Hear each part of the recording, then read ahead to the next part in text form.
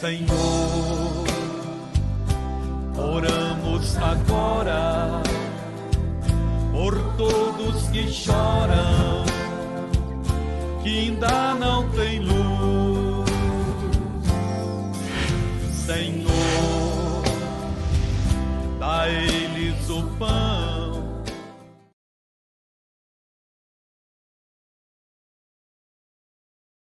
A palavra de Deus, ela é necessário que eu não só conheça, né, nós tenho conhecimento dela, mas por que Jesus falou, eu sou o caminho?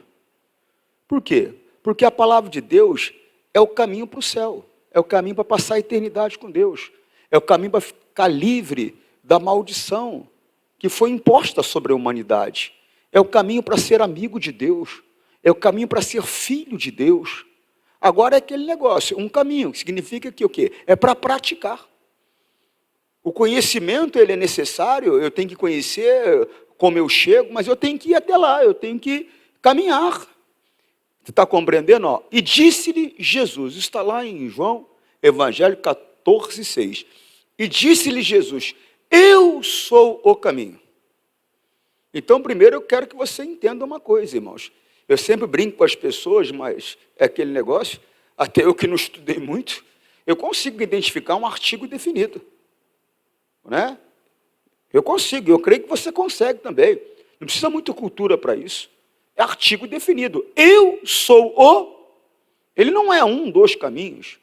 Eu escuto, às vezes, as religiões declarando, né? Todos os caminhos levam a Deus. Não, não é verdadeiro isso.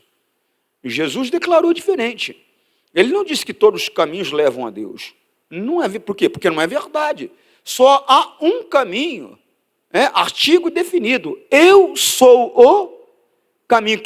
Eu sou quem? Jesus. Quem? A palavra de Deus. Está compreendendo? Eu sou o caminho e a verdade. Não há outra verdade a não ser aquilo que a Bíblia diz. Qualquer outra coisa declarada fora das Escrituras é mentira, é engano. Por mais coerente que nos pareça, por mais verdadeiro que nos pareça, se é contrário às Escrituras, é uma mentira muito grande. Pastor, mas foi comprovado pela ciência. A ciência pode compreender de uma maneira, mas a maneira correta é a maneira de Deus. A ciência diz que tudo apareceu por uma explosão. Então tá bom. Eu não vou contradizer a ciência, mas eu vou acreditar na palavra, porque a palavra diz que a Bíblia diz, disse Deus, haja luz.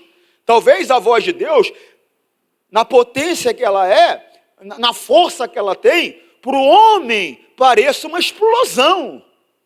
Né? E se eu vou olhar para a Bíblia, a voz de Deus é algo tremendo. A Bíblia diz que Moisés e aquele povo que foi retirado do Egito, eles chegaram perto no monte para adorar a Deus, e Deus começou a falar, e a voz era tão terrível, tão tremenda, tão perturbadora para eles, que eles disseram, Moisés, fala para ele não falar mais com a gente não, que ele fale a você. A Bíblia diz que foi algo tão tremendo, que Moisés falava que ele estava tremendo de medo. Estava tremendo de medo. Moisés que subiu ao monte de Deus, que ficou ali 40 dias na presença dele. Quando ele ouviu a voz de Deus, ele estava tremendo de medo. Então, o que a ciência fala, eu não vou discutir com um cientista, mas a verdade, ela é a palavra de Deus. E disse-lhe Jesus, eu sou o caminho, não tem outro caminho. Não tem outro caminho. O caminho é a palavra. Você está compreendendo? Mas como é o caminho? Como assim, pastor? Eu tenho que colocar a minha vida, eu tenho que estruturar a minha vida, eu tenho que basear a minha vida segundo as orientações das Escrituras. Então, quando eu começo a praticar aquilo que a Bíblia diz, como ela diz para mim não mentir, então eu não vou mentir, porque a Bíblia diz para mim não mentir. Eu estou fazendo segundo a orientação da palavra, eu estou no caminho. Quando a Bíblia diz para que eu não me prostitua, homem de uma só mulher, Eu era um homem que então, pastor, saía com várias mulheres. Agora aprendi que tem que ser homem de uma só mulher. E a partir de hoje eu sou fiel à minha. Eu só vivo para a minha, com a minha. Eu estou andando no caminho. Por quê? Porque eu estou agora baseando a minha vida segundo a orientação da palavra. A pessoa que está andando no caminho é essa. É que está andando segundo a orientação da palavra. Aprendeu para não mentir, não mente. Aprendeu para não se prostituir, não prostitui. Aprendeu para não roubar, não rouba. Aprendeu para não guardar rancor, mágoa, ressentimento no coração. Por mais até que ela foi ferida. Por mais até que ela tenha uma razão plausível até, um motivo até. Mas ela não guarda porque ela aprendeu que não pode guardar. Então essa é a pessoa que está andando no caminho. Está andando segundo a orientação da palavra. É isso que vai conduzir a pessoa a ser amiga de Deus. É isso que vai conduzir a pessoa a ser filha de Deus. É isso que vai conduzir a pessoa ao direito de passar a eternidade na glória. Você está compreendendo? Não é eu me tornar filantropo agora eu me torno filantropo, só que eu minto, eu me prostituo, eu engano, eu trapaceio, mas eu sou filantropo, pastor. Né? Eu sou uma pessoa, inclusive, generosíssima. Não. O caminho é a palavra. No caminho, Jesus Cristo, a palavra, eu vou aprender sobre filantropia. Eu vou aprender que eu tenho que estender a mão para o necessitado. Mas é uma parte do caminho. Não é o caminho. A Bíblia diz que a verdade é toda a palavra de Deus. A verdade não é uma ou outra orientação. A verdade são todas as orientações. Você compreende, sim ou não? Só para você entender melhor. Mateus capítulo 4. Vamos ver o versículo 1 em diante. É muito conhecido. Tem uma coisa só que eu quero mostrar nessa história aqui, para você entender sobre o que nós estamos falando.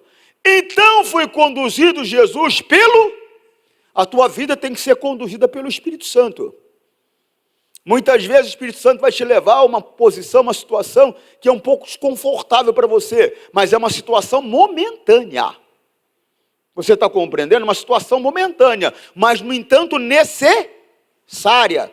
Coloca dentro de você, coloca dentro do teu coração. A minha vida, ela tem que ser conduzida pelo Espírito Santo.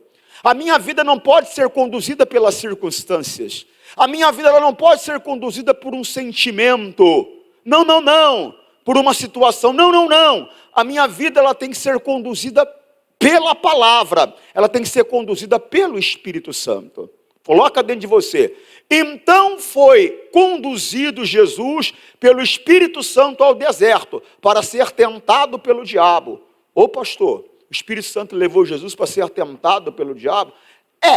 Tem situações que Deus vai nos conduzir em que o diabo ele vai vir contra nós, ele vai nos atacar. Mas aquilo ali, na verdade, é como se fosse um treinamento, uma preparação para uma obra maior que Deus vai fazer através de nós. Você está compreendendo? Sim ou não? Ele não foi lá, o Espírito Santo não levou ele lá para ser destruído pelo diabo. O Espírito Santo levou ele lá para ele ser preparado. Por quê? Porque aquilo ali não seria a maior provação que Jesus passaria. Aquilo ali não seria a maior dificuldade que Jesus passaria. Na verdade, aquilo ali não seria nada perto do que ele ia ter que passar. Porque ele ia carregar os pecados de toda a humanidade, de toda a criação humana, de Adão até o final dos séculos. Ou seja, quem nasceu antes de nós, de Adão para cá, ele estava carregando os pecados. Quem vai nascer depois de mim e você, da nossa geração, eu não sei quanto tempo ainda vai durar. Eu não sei quantas pessoas ainda vai surgir depois de nós, mas ele já morreu por elas também. Você está compreendendo? Ele carregou as dores, ele carregou as enfermidades, ele carregou os sofrimentos, ele carregou os pecados, as transgressões, tudo estava sobre ele. Ele sabia, Deus sabia que você ia nascer, Deus sabia as dificuldades que você iria enfrentar. Jesus já pagou o preço antes. Você está compreendendo? Jesus já pagou o preço antes. Você tem que entender que nós servimos a um Deus presciente. Ele sabe do meu ontem, Ele sabe do meu hoje, e Ele sabe do meu amanhã. A presciência justamente é isso. Ele sabe o que vai acontecer lá na frente. Em outras palavras, ele sabe do meu começo e sabe do meu fim. Ele sabe como eu vou terminar a minha trajetória aqui. Então ele sabe tudo que eu vou passar. Você está compreendendo? Então ele nos leva a certas situações, a certas posições, para nos preparar. Para quê, pastor? Para que a nossa fé não seja destruída.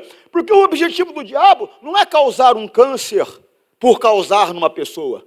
Não é causar um acidente por causar numa pessoa. Houve uma tragédia agora terrível no nosso país. Um cidadão desequilibrado entrou numa creche, atacou, matou crianças. Que coisa terrível. Mas o objetivo de Satanás não era matar aquelas crianças. Por quê? Porque elas estão na glória, elas estão no céu. O objetivo de Satanás é roubar a fé, a vida daquelas pessoas que foram atingidas com essa tragédia.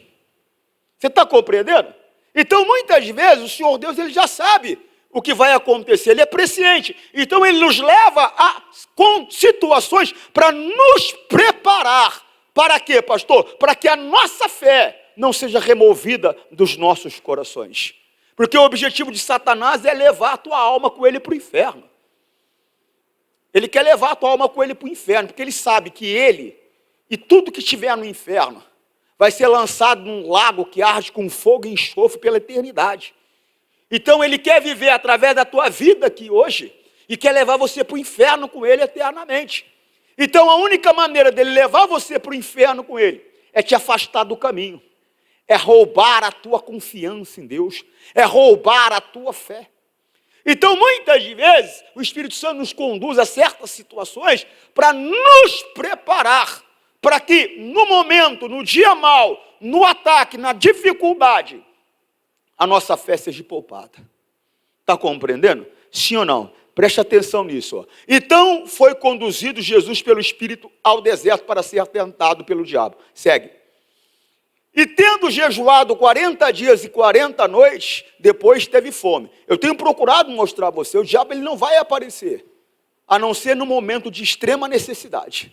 Ele aparece com um plano, ele aparece com uma certa alternativa, que parece muitas vezes ser boa. Ser boa no momento, mas é engano. Por quê, pastor? Porque no momento que você deixa a orientação da palavra para fazer aquilo que ele está te sugerindo, você sai da proteção de Deus e passa a uma posição de escravo dele. Passa a uma posição de pertencer a ele. Toma cuidado, tá? Toma cuidado. O diabo ele não vem para ajudar ninguém. Ele veio para uma coisa só. Qual é, pastor? Matar, roubar e destruir. O objetivo dele, eu já te disse, e repito, é levar você para o inferno com ele. É a tua alma que interessa para ele. O que é precioso para Deus, ele quer. Porque é a tua alma, é o teu espírito que é precioso para Deus. E é isso que ele quer. Você está compreendendo? Ó? O ladrão não vem, isso está lá em João 10:10. O ladrão não vem, senão a roubar, a matar e a destruir. Agora Jesus veio para impedir você de passar uma eternidade em trevas. Ó. Eu vim, Jesus, para que tenham vida e a tenham com abundância. Quando ele fala para que tenham vida e a tenham com abundância, ele não está falando propriamente daqui não, pessoal.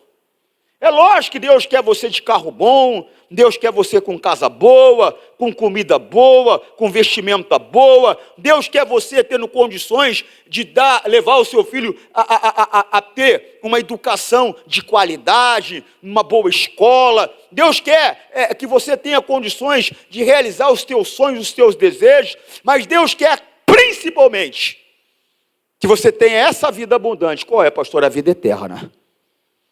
Ele quer que você tenha a vida eterna. Está compreendendo? Sim ou não? Volta, por favor. Está compreendendo? E tendo Jesus jejuado 40 dias e 40 noites, depois teve, na necessidade que ele vai aparecer. E ele aparece com um plano mirabolante. Parece que é algo assim que realmente é a melhor coisa a se fazer no momento. Cuidado. Por quê, pastor? Porque a única verdade é a palavra de Deus. Eu sou o caminho, eu sou a solução para o seu problema está em Jesus. A palavra de Deus. Não tem outro caminho para trazer a resposta que você precisa. Não tem outro caminho para trazer a solução que você precisa. Qualquer outra alternativa que for apresentada a você é contra a vontade de Deus e vai te levar à destruição. Há caminhos que parecem bons, mas o final é de morte. Qual é o caminho correto, pastor? É aquele que é mostrado a mim e a você, segundo a palavra de Deus. Esse é o caminho correto. Você está compreendendo? E tendo jejuado 40 dias e 40 noites, depois teve fome. Segue. E chegando-se a ele, o tentador disse: se tu és o filho de Deus, manda que essas pedras se tornem pães. Aí ele veio com uma alternativa. Você não precisa fazer nada errado para você ter a tua necessidade suprida. O que você tem que fazer é se manter na palavra, é ter paciência, é confiar naquilo que Deus falou com você. É Ele quem supla as nossas necessidades em glória. É por meio de Jesus que as minhas necessidades, as suas necessidades serão supridas em glória. Não há necessidade de você fazer nada errado. Não precisa de falcatrua, não precisa de jogada nenhuma, não precisa de desonestidade. Não está tendo felicidade com a sua esposa? Calma, tenha paciência. O prazer, a alegria conjugal vai voltar. Calma, está tendo problemas com o seu filho? Calma, não o despreze, não desista dele, não abandone o seu filho. Por meio de Cristo, as coisas elas vão mudar, a solução vai chegar. O que você tem que fazer é permanecer na palavra. Amém? Segue. Ele, porém, respondeu, disse, está escrito, nem só de pão viverá o homem, mas de toda palavra que sai da boca de Deus. Irmão, é toda. Era esse ponto que eu queria mostrar para você. É toda. A verdade não é uma ou outra orientação. A verdade é toda a palavra de Deus. Você compreende? É toda. Então, só está na verdade aquele que está colocando em prática tudo aquilo que Deus está falando com ele. Tudo aquilo que Deus está falando com ele. Porque tem coisas, presta atenção nisso que eu vou te falar. Há mandamentos, há instruções que são coletivas, que é para todo mundo. É para todo mundo. Não matarás. É para todo mundo. Não roubarás. É para todo mundo. Não cobiçarás a mulher do teu próximo, a casa do teu próximo, o carro do teu próximo, o trabalho do teu próximo, a vida do teu próximo. Ou seja, é para todo mundo. É para todo mundo. Não temas. É para todo mundo. Não ter medo. É para todo mundo. Não mintas. É para todo mundo. Agora, há mandamentos que são específicos. Orientações específicas. Tem coisas que Deus vai pedir para mim que não vai pedir para você. Tem coisas que Deus vai pedir para você e não vai pedir para mim. Então eu tenho que estar atento naquilo que Deus está falando comigo. Os mandamentos coletivos, eu não posso sair de nenhum deles. Eu não posso desprezar nenhum deles. Mas além dos mandamentos coletivos, tem aquilo que Deus fala para mim. Ontem eu estava com um amigo. Ele abriu um jejum. Eu não abri. Por quê? Deus não falou nada para mim. Agora para ele Deus falou. Então ele tinha que fazer o que Deus mandou. E aí, pastor? E aí que eu ia sair para comer uma pizza, não fui por causa dele, né? Eu falei, vamos ali. Eu falei assim, você está em jejum? Eu estou. Eu falei, então não vamos mais. Ele falou, não, pode, não tem problema. Eu falei, não, tem problema sim. Eu falei, o certo é eu abrir mão de ir lá comer por causa de você, ué. O certo não é você ficar ali olhando eu comer. Não. A gente come um outro dia, uma outra hora. Mas por quê? Porque Deus mandou ele, mas não mandou eu. Se Deus tivesse me mandado a mim, eu também teria feito. E quantas vezes Deus mandou eu orar, mas não mandou você orar naquela hora, naquele momento? Porque orar é uma coisa que todos nós temos que fazer. A Bíblia diz orar e sem cessar. Você tem que ter uma vida com Deus. Você tem que praticar Mateus 6,6. Você sabe o que está escrito lá em Mateus 6,6? Vamos dar uma olhada? Você está perto, ó. Mas tu, quando orares, Deus, ele tem essa expectativa. O quê? Que você vai orar. E ele está explicando o que você tem que fazer aqui. Porque se você quer ser diferente das pessoas, você tem que fazer de acordo com a palavra. Você tem que ser diferente. Você não pode fazer o que todo mundo faz. Você não pode viver como todo mundo vive. Você quer ter uma vida diferente, fazendo o que todo mundo faz? Você quer que Deus esteja com você de um jeito que estava com Jesus, só que você quer viver diferente de Jesus? Não. Não. Jesus fez uma declaração que tem estado no meu coração ultimamente. Quem vê a mim, vê o Pai. Irmão, quem vê a mim tem que ver o Pai. No meu comportamento, as pessoas têm que ver Deus. Nas minhas palavras, as pessoas têm que ver Deus.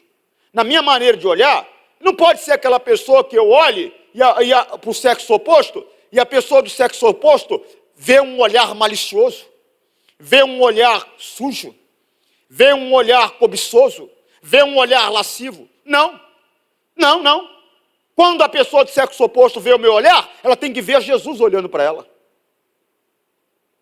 Ele tem que ver Jesus olhando para ela. É coisa séria, gente. E disse-lhe Filipe: Senhor, mostra-nos o Pai, que nos basta, o que nos basta. A resposta de Jesus. E disse Jesus: estou há tanto tempo convosco, e não tendes conhecido, Filipe. Poxa, há tanto tempo eu estou com vocês, e você não conseguiu enxergar ainda, não conseguiu reconhecer, não conseguiu ver, Filipe. Aí ele fala o seguinte: quem me vê a mim, vê o Pai. Quem te vê? Vê o espírito da lascívia? Quem te vê? Vê o espírito da desonestidade? Quem te vê? Vê o espírito da fofoca?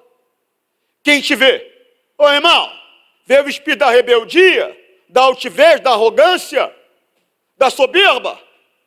Não! Quem te vê, tem que ver o Pai. Quem te vê, tem que ver o Pai. Quem te vê, irmã, te vê rixosa, te vê briguenta, te vê fofoqueira, te vê desrespeitosa com o teu marido, te vê desrespeitosa com o teu pai, com a tua mãe? Quem te vê? Quem te vê tem que ver Deus, irmã. E as pessoas, elas verão o Pai através do nosso comportamento. Não é através da nossa aparência física, não. Porque, na verdade, o Pai, ele não é carne.